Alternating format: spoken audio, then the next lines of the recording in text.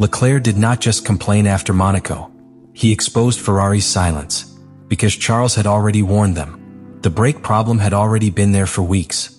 The confidence was already breaking, and then Ferrari arrived at the one circuit where a driver cannot survive doubt. Monaco, a home race, a podium chance, a Ferrari fast enough for Lewis Hamilton to finish second, and still Leclerc ended up in the wall. That is what makes this so explosive. One Ferrari proved the car had podium speed. The other proved Ferrari had ignored a problem too dangerous to hide. Now Charles is pushing back, Hamilton's result is turning into evidence, and Maranello has to answer the question that could shake the whole garage. Did Ferrari fail to fix the brakes before Monaco, or did they fail to listen to Leclerc before it was too late? Because if Hamilton's side already had the better solution, this was not just a crash. It was the moment Ferrari's internal tension became impossible to control. Subscribe to the channel. Monaco did not create Leclerc's anger. It revealed why that anger was already there. Because this was not the kind of crash Ferrari could explain with one simple sentence. It was not just a driver pushing too hard. It was not just the walls doing what the walls always do. It was not just another painful chapter in Charles Leclerc's complicated Monaco story. It was a crash with history behind it, a braking issue that had already been bothering him, a feeling that had already damaged his confidence, a warning that Ferrari had already heard. And that is what makes the whole situation so dangerous. Because when a driver complains after a crash, people sometimes dismiss it as emotion. They say he is frustrated. They say he is protecting himself. They say the disappointment is speaking louder than the truth. But Leclerc's case is different. The brake problem did not appear after the impact. It was there before. That is the first thing Ferrari cannot escape. Charles had already been uncomfortable under braking. He had already been dealing with a car that did not give him the feeling he needed. He had already been fighting the exact weakness that becomes deadly in Monaco. And in Formula 1, braking confidence is not a luxury. It is the foundation of the lap. A driver can only attack because he believes the car will stop. He can only brake late because he trusts the response. He can only turn in with precision because the rear of the car feels stable when the pressure starts coming off the pedal. Take that away and everything changes. The driver does not suddenly forget how to drive. He starts protecting himself. A few meters earlier on the brake. A little less commitment when turning in. A small hesitation where there used to be instinct. At most circuits that costs time. At Monaco it can cost everything. That is why Charles's reaction carried so much weight. He was not just angry that the race was gone. He was angry because the crash seemed to prove the warning he had been carrying. The car had pace, the result was possible, but the one thing he needed most, trust under braking, was still not there. And Monaco is the worst place in the world to discover that Ferrari has not solved your doubt. Because Monaco is not a normal race. It is a trap for uncertainty. Every corner is narrow. Every wall is close. Every braking zone feels like a question asked at full speed. A driver has to answer before he has time to think. The car has to respond before fear enters the conversation. If the car gives the right answer, the driver looks brilliant. If the car gives the wrong answer, the driver looks guilty. That is the cruel part. From the outside, a brake issue can look exactly like driver error. The car goes straight. The wall arrives. The result disappears. People ask why the driver did not slow down. But inside the cockpit, the driver feels the difference. He feels when the pedal does not match his expectation. He feels when the rear is not helping. He feels when the car carries speed longer than it should. He feels when the final phase of braking becomes unpredictable. And for Charles, that feeling had already been a problem. That is why Monaco exposed more than a crash. It exposed Ferrari's timing. Because the question is no longer only, why did Leclerc hit the wall? The question is, why was the brake issue still present when he reached the most unforgiving circuit of the season? That is where Ferrari's trouble begins. Because the team had another direction available. Hamilton's side of the garage had been using a different brake configuration, a newer solution that appeared to give him more stability and confidence. And in Monaco, Hamilton delivered one of Ferrari's strongest results of the weekend by finishing second. That one fact changes the entire story. If both Ferraris had failed, Ferrari could call it a shared technical problem.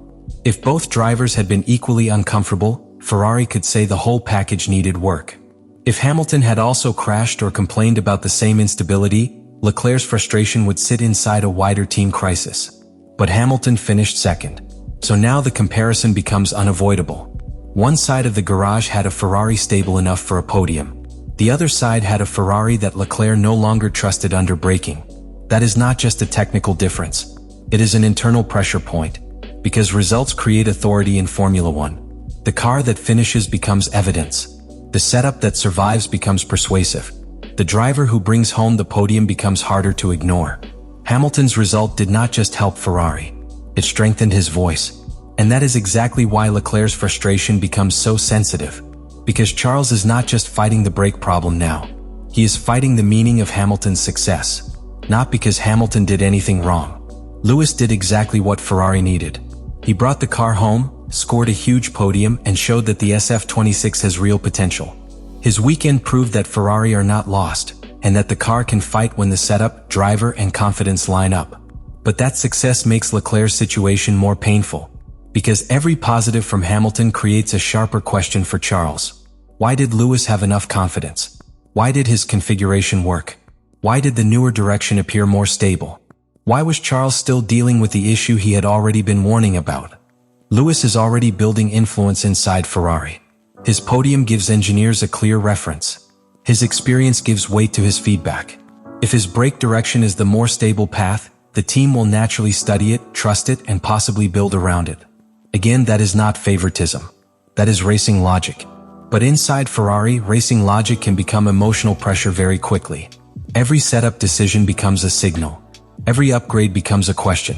Every Hamilton success becomes a comparison. Every Leclerc frustration becomes a theory. That is why Maranello has to be careful. They need Hamilton's success, but they cannot allow it to make Charles feel isolated. They need to learn from Lewis's configuration, but they cannot make Leclerc feel like his warning only mattered once Hamilton proved the alternative worked. They need to fix the car, but they also need to fix the communication. Because this is not only about the SF26. It is about the team behind it. A fast car is useless if the driver does not believe the team is listening.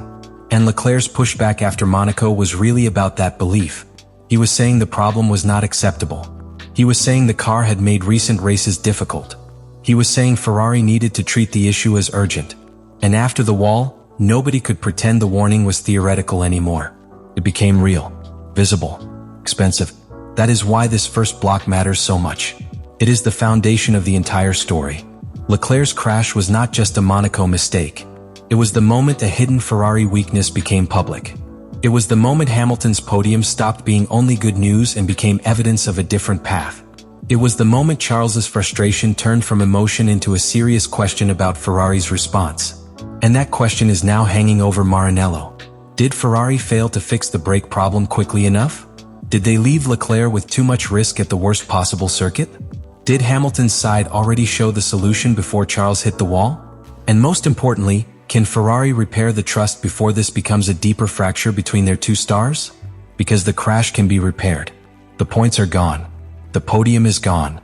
But the trust, that is still undecided. And the next time Leclerc presses the brake pedal, Ferrari will find out whether Monaco was just one painful warning or the beginning of a much bigger problem inside the team. And then the story moves from frustration to evidence. Because once Leclerc pointed at the brakes, Ferrari could no longer treat Monaco as only an emotional disaster. The crash had to be examined as a chain. Not one moment. Not one corner. Not one reaction after a painful retirement. A chain. The warning before the weekend. The brake discomfort across recent races. The decision to stay with a familiar configuration. The different direction on Hamilton's side. The pressure of Monaco. The podium chance. Then the wall. That chain is what makes Ferrari look vulnerable now, because every link raises a new question. And the most dangerous question is not whether Charles Leclerc was upset after crashing. Of course he was.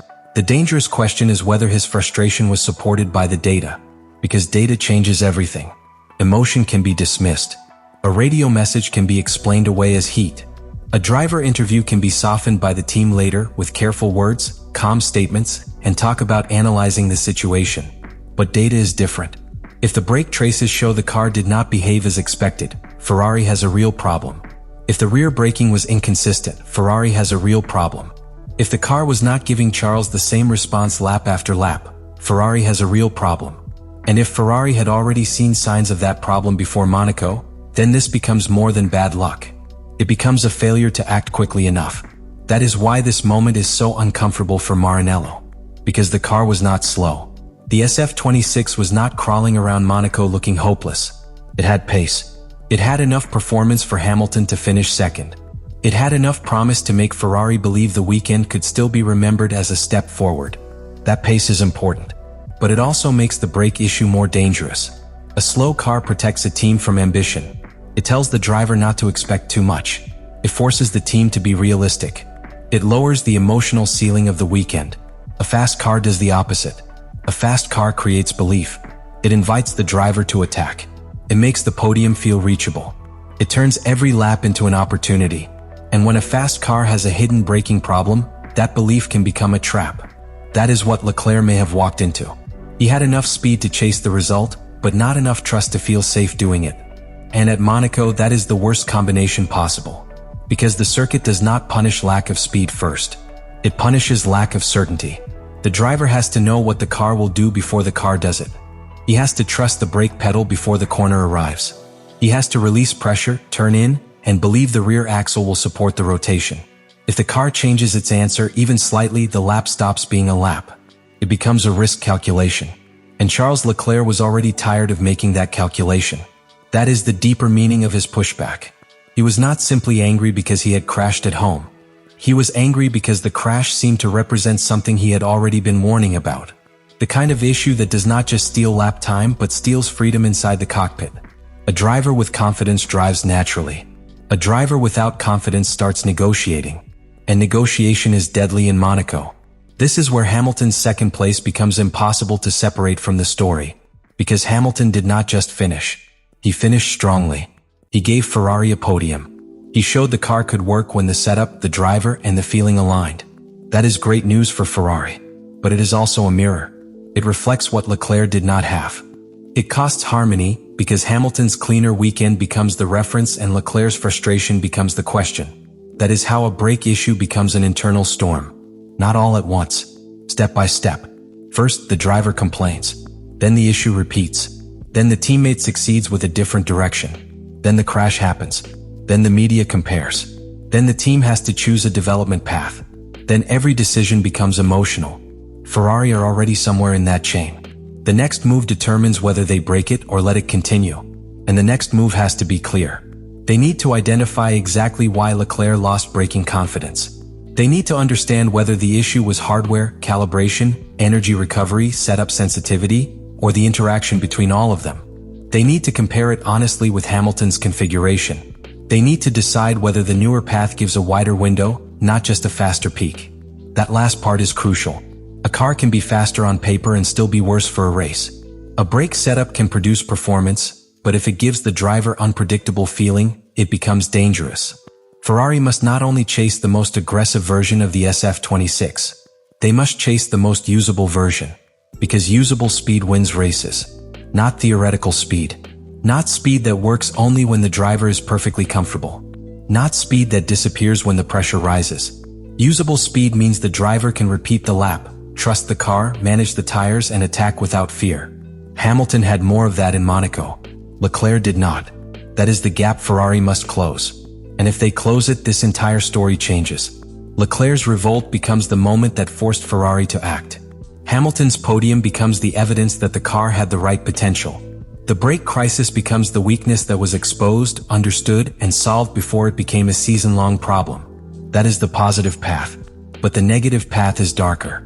If Ferrari fails to give Charles confidence back, the garage tension will grow.